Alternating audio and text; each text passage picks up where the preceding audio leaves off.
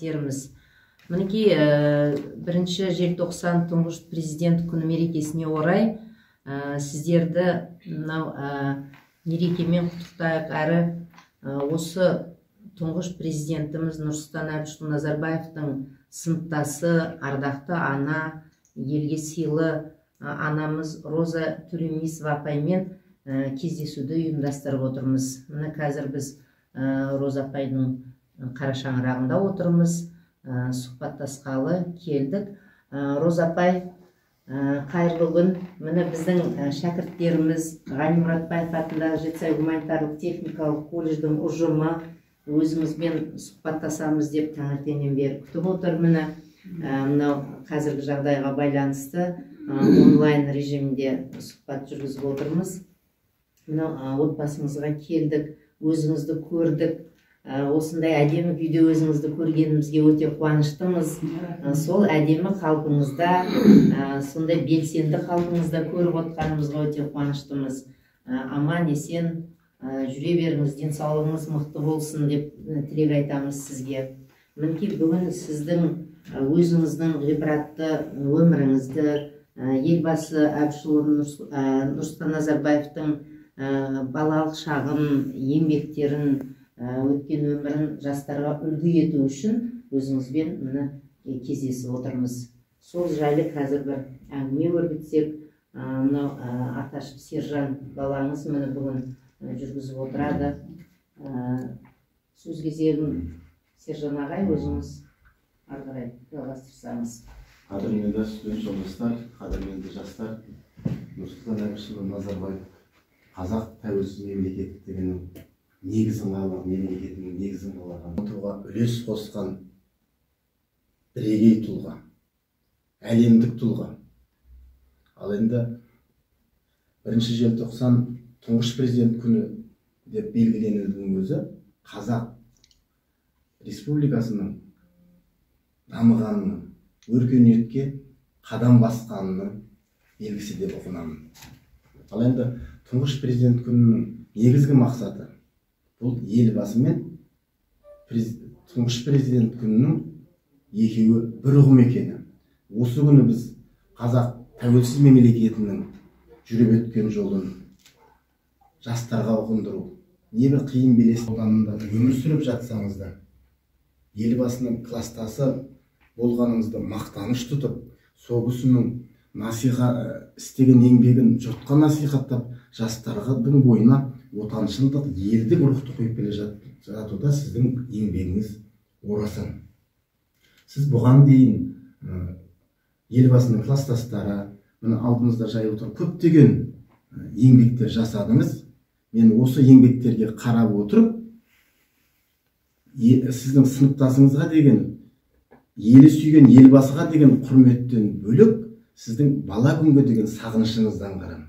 Сол себепті ең алғаш сұрағымызда бала күнге саяхаттан бастасақ. Жас күнінде біздің елбасы Нұрсұлтан Әбішұлы қандай еді? Қандай қасиеттермен дараланып еді? Осы ыстық сағынышты күндерден әңгімені бастасаңыз. Енді сендер адамды ойландыратын, толқындыратын сұрақ қойып жатсыңдар.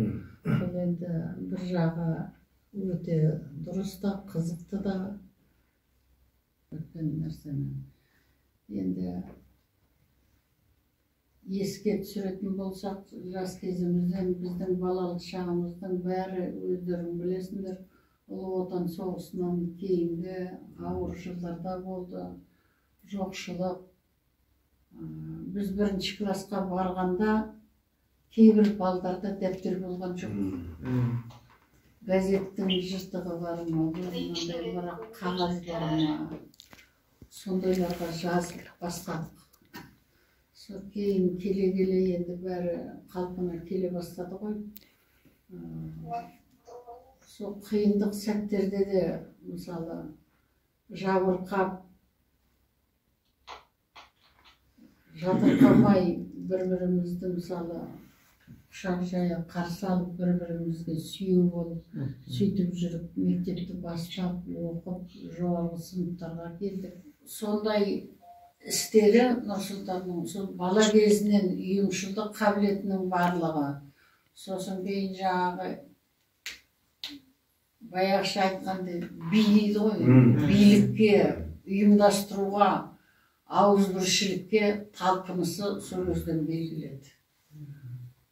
Бір жазушының болсын, ғалымның болсын, туған күні болсын, солардың бәрінен әр сенбі сайын ұйымдастырып кештер тұрады.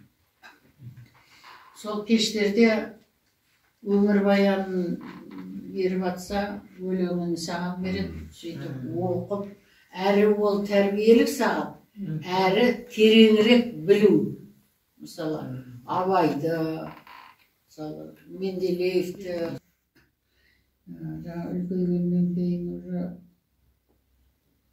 Нұрсұлтан мектебіміздің комсомол комитетінің секретары болды.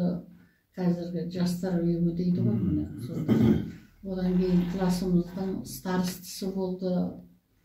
Оның ұйымшылдық қабілеті, бірдеңені істегендегі соны ақырына шейін жеткізу міндетті түрде қалдырмайтын. Ол класстағы қай оқушы өзінің достары болсын, қай класстас болсын, ешқайсысын бөлектемейтін.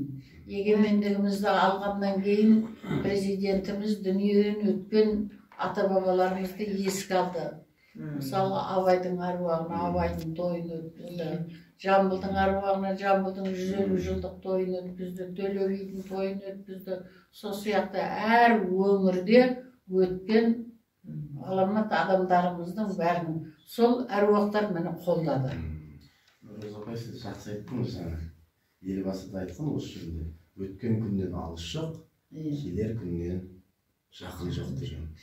Бірақ дегенмен елбасының ерлігі жайлы әлемдік ақпаратта да, түрлі мемлекеттерде, өз ішімізде де кітаптар жазып жатыр.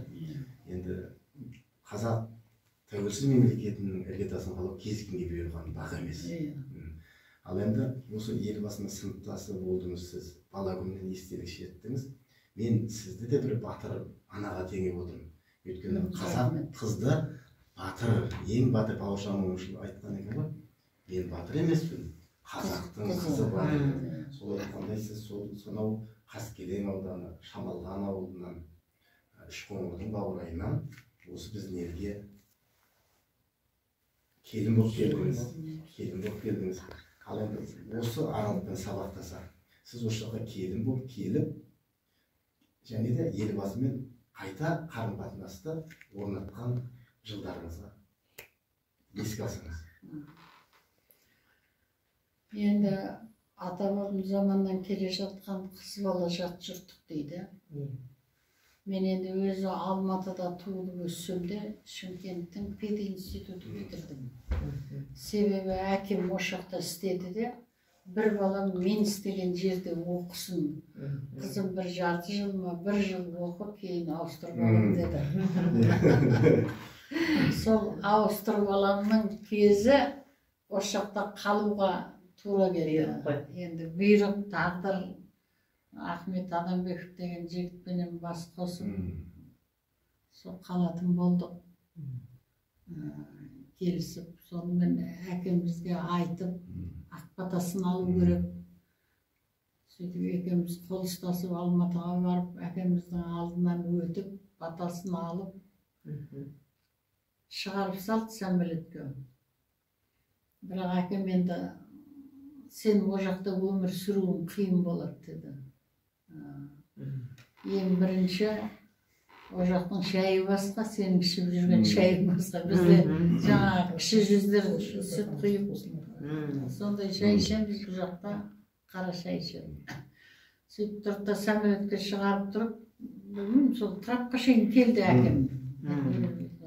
Сөйтіп келді де, мынау трапқа аяғыңды қойсам, артқа жол жоқ қызым деді.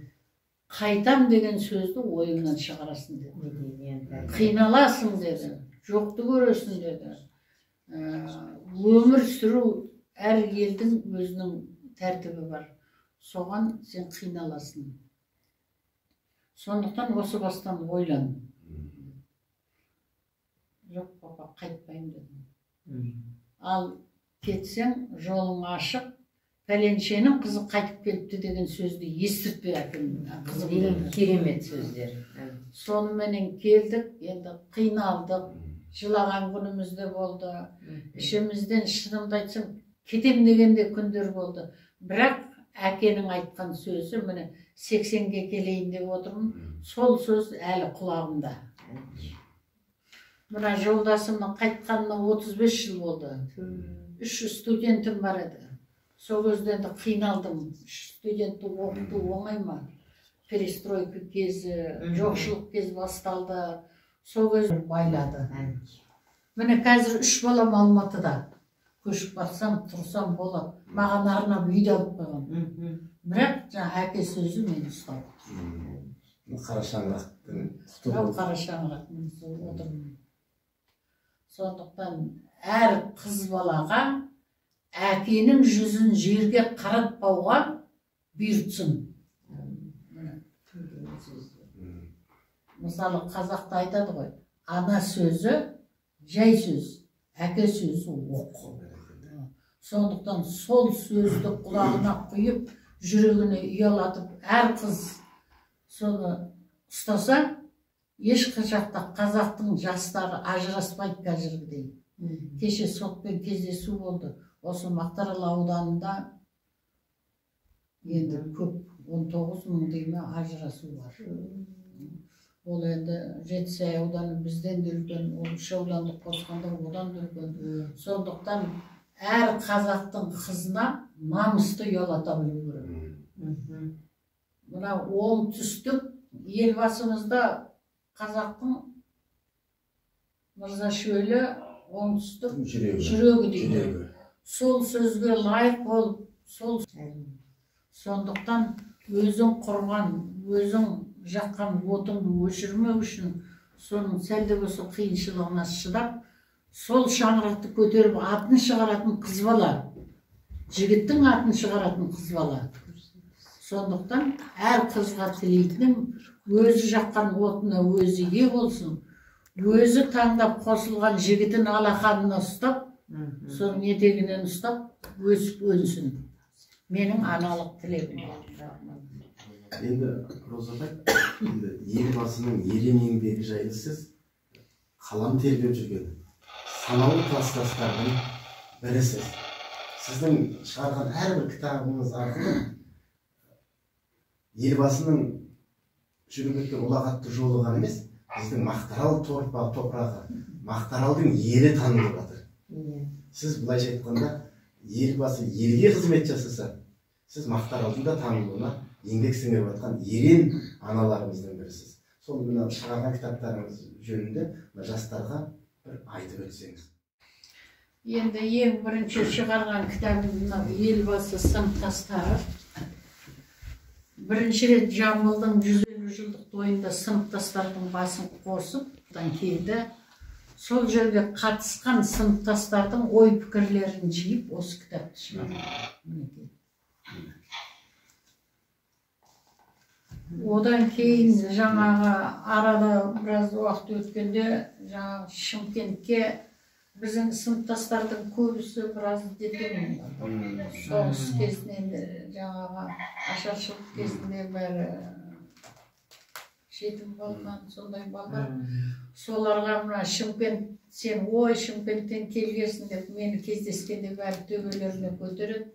Соған қарай бір Түркістан өлкесін көрсетсем деген ойменен Шымкенттің бұрынғы әкімі Ғабидолламен кездесу өткізіп, әкеліп 16 сыныптасты Түркістан өлкесін көрсеттім. Сол көрсеткенім сөз жүзінде қалмасын деп, мына журналды шығардым. Елбасы сыныптастары, курстастары Түркістан өлкесінде деген. Сыныптастарға Нұрсұлтанның Днепродзержинскіде оқыған 5-6 курстастары бар екен Шымкентте. Соларды қосып, кездесу өткіздік. Мынау соған шыққан журнал.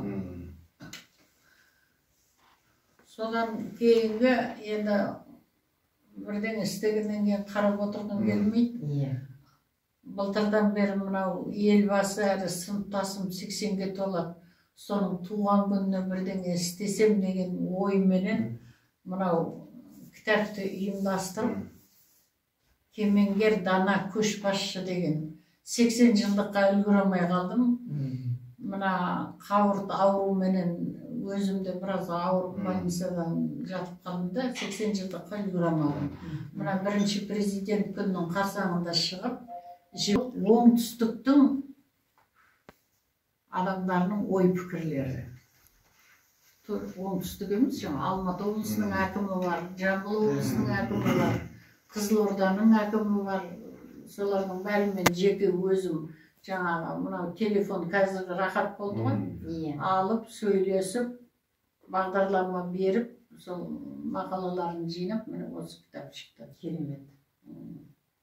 Сол. Мына елбасының өз қолынан алған. Мынау енді жаңағы қаты өз қолыменен жаңағы бұл жақта қандай бір ірі мәселелер болса абай жеткізіңіз деп. Мына көпірді салардың алдында да қатты қиналдық қой. Сонда бір кездескенде мен айттым ба, осындай Өзбекстаннан айналып жүру қиын. Өзбекстаннан жүре алмайды, қазір Шардара арқылы жүреміз Мақтаарал ауданы деп. Содан міне көпір салынды. Одан кейін жаңа аудан бірігіп, бір аудан болғанда да қанша 400 мыңдай 365 мың халқы болды, ауырлау. Оны да жеткізгенде оған да жауап беріп, сол Құда қаласа бәрі әсті жайменен оңдалып келатыр. Мақтаарал 7 сай болып бөлініп, мінекей әрқайсысы өзінше көркейіп жатыр. Роза апай, елбасы келгенде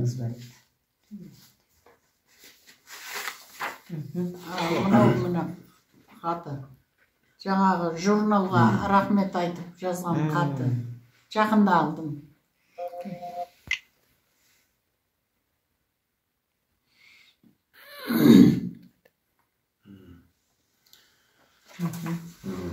Роза апай, елбасы көп аудандарға біздің Мақтаарал ауданындай жиі келіп тұрған жоқ. Тарихқа назар аударсақ, 4 рет сапар жасаған біздің ауданда. Елбасының пікірінің де, мысалы, Мақтаарал оңтүстіктің жүрегі дейді. Мақтаарал қазақы салт дәстүр мен сананың бұзылмай, қаймағы бұзылмай отырған аудан деп те баға берді.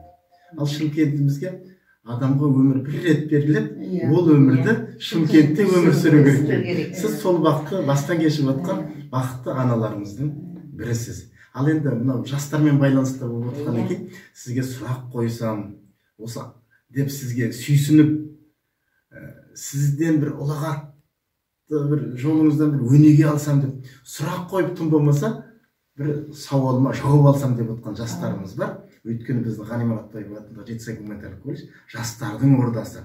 Ғани Мұратбаевтың арманынан қуаттанған, енді елбасының игі істерін ары қарай алып баруға талаптанған жастар көп бізде. Сол үшін жастарға кезек берейік. Сұрақ қоятын жастар. Колледжіміздің екінші курс студенті боламын. Төреңіз бар, Роза апай, сізге сұрақ қойсам болар ма? Естіліп жатыр ма? Елбасы Нұрсұлтан Әбішұлы бала күнінде қандай қасиеттермен ерекшеленуші еді? Қандай қасиеттермен ерекшеленуші еді?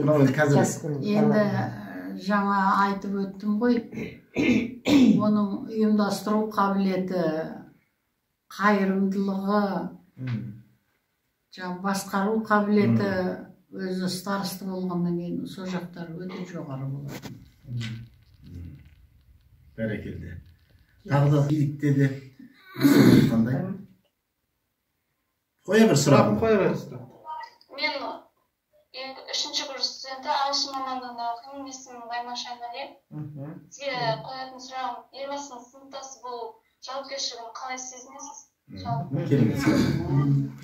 Елбасының сыныптасы болу мақтаныш бірінші, бірақ жауапкершілігі өте күшті. Сол елбасыға сыныптас болуға, лайық болуға тырысып жүреміз әлбетте. Көпшіліктің ішінде болсын, басқа жерде болсын, сол елбасы бірге оқыған деген сөзге лайық болуға тырысып жүреміз. Оның жауапкершілігі бар. Бәрекелді. Рахмет. Апай.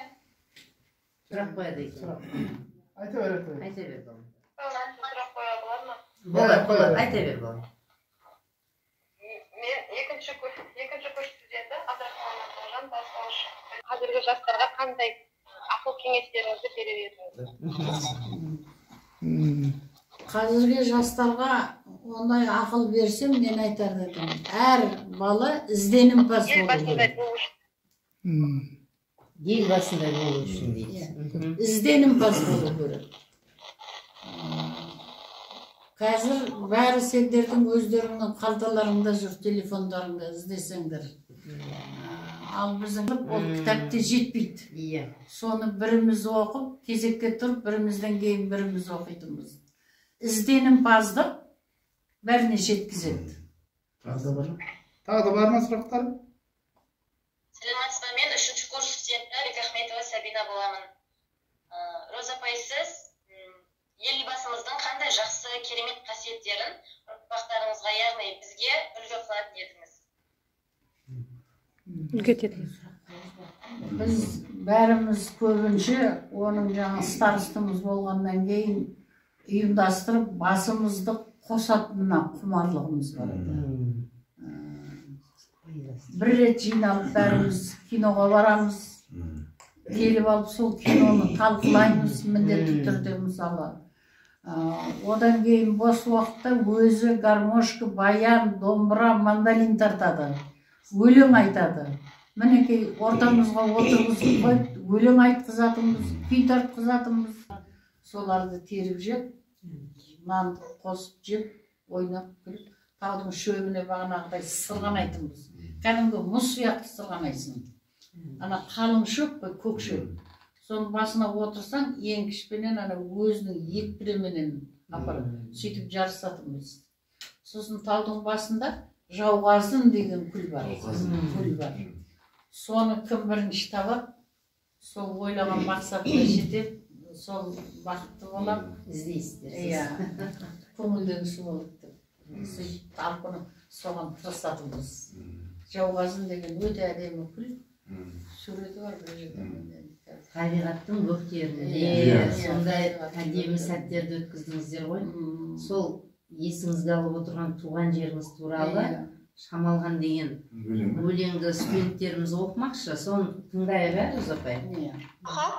Үш қоңырым айналайын атыңнан, алаң шипап, суы балдай татыған. Қымызыңның күштілігі соншалық, шайқап қалсаң, жаным сүйек еттен жаралған. Мен өзіңнен қуат алғам, нәр алғам. Ешқандай да артықшылық жоқ менде, еңбек еткен сендей жан адамда. Ой, бәрекелді. Рахмет. Тағы ма екіншісін? Тағы бар ма? Топқа түсер көп барақты болам. Тұңғыш қазақ мемлекетті құрашы, елін сүйген, ері сүйген нұраған. Ой, бәрекелді. Бәрекелді. Қалай кетеді? Бас қосудан. Қазіргі кезде бас қоссақ, өзі бірінші жаңағы өткен шақтан бірдеңелерді еске алады. Сөйтіп мәз болып күліп жаңағы ай ұлдана сен сөйтіп едің, ай Роза сен мұндай едің ғой, сондай әңгімелерді айтып, кейін қайтадан жаңағы баяғы өлеңдерімізден айтайықшы дейді. Енді ақын есебінде осы елбасыға екі өлең арнадым. Бірінші елбасы жолдауы елдіктің жыры, содан бір шумақ оқиын. Елбасының жолдауы елдіктің жыры, есіп тұр одан ерлік пен теңдіктің нұры, таңыма бағын жаныма жалын сыйлар деп, тағатсыздана жасампаздықты мен күттім ұлы. Даңғыл ойымды, ақыл ойымды айтсам тұнықтан, таңдау туралда елбасым оны шыныққан, дағдарыстан дағдарып қалмай, өндіріске екпін түсіп, дамыған ел боп шығамыз дейді шыныққан. Екі шумақ болды. Және де елбасы деген өлеңді толық оқиын.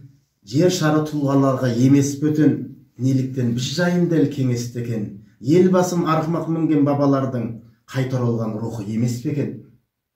Дүбірлетіп Евразия кеңістігін, байқатты жүрегінің шоғыстығын, еділ бабам секілді қан төкпей-ақ сеніміне ие болды жер үстінің. Жұдырықты жаздырды алақанмен, қыс қаһарын жаз қылды дара таңмен, сарыарқаның төсінен салдастана көмкерілген күмістей қана тәнмен. Достықпенен үн қатып алыптарға, елімді өрге сүйреп дамытталға, еліме мәңгілік дос керектігін ұқтырды өзіндей аз халықтарға.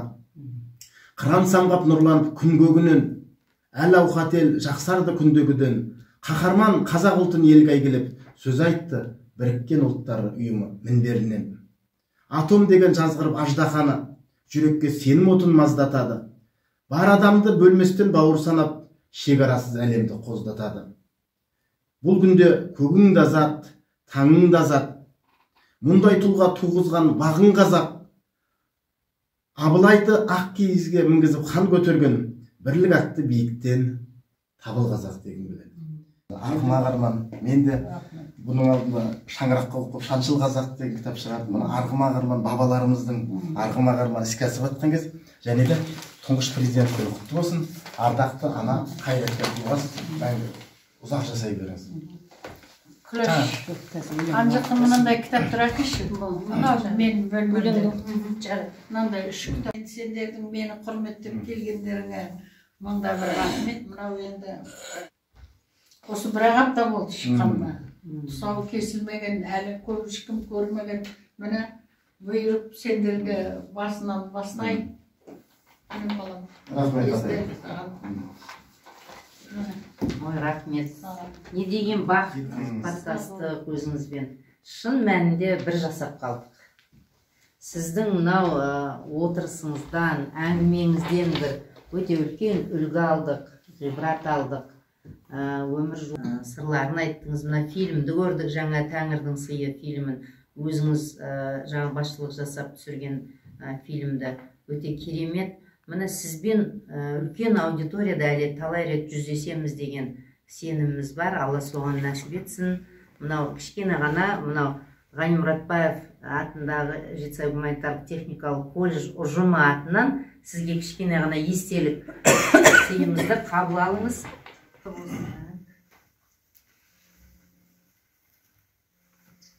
Үстіңізде тосын апай. Ыстық денеңізде тосын дейді. Қыздар айтып жатыр. Сендер де осы анамызда елге танымал тұлға болыңыздар. Жақсы, осындай колледж ұжымының атынан сізге алғыс білдіреміз.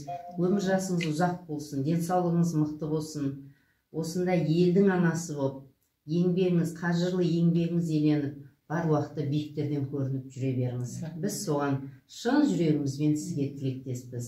Аман болыңыз. Сізбен біз тек қана жақсы жағдайда үлкен аудиторияда кездесейік. Біздің шәкірттеріміз, біздің әріптестеріміз сізді күтуде. Сол уақытта бізге келсін, жақсылық болсын. Құрметті шәкірттер, сіздерге үлкен рахмет. Аман болыңыздар.